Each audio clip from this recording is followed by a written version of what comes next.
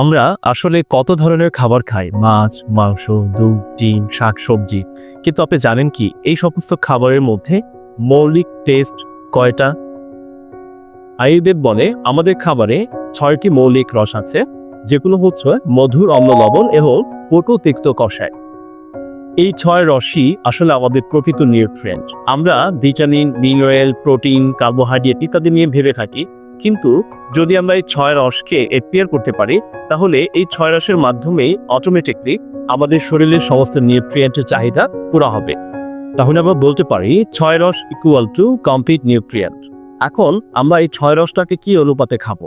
মূলত আমরা দেখি যে মিষ্টি রসের মধ্যে আসলে ভাত, মাছ, মাংস, ডাল, দুধ, ডিম এগুলো সবগুলোই প্রাধান্য হয়।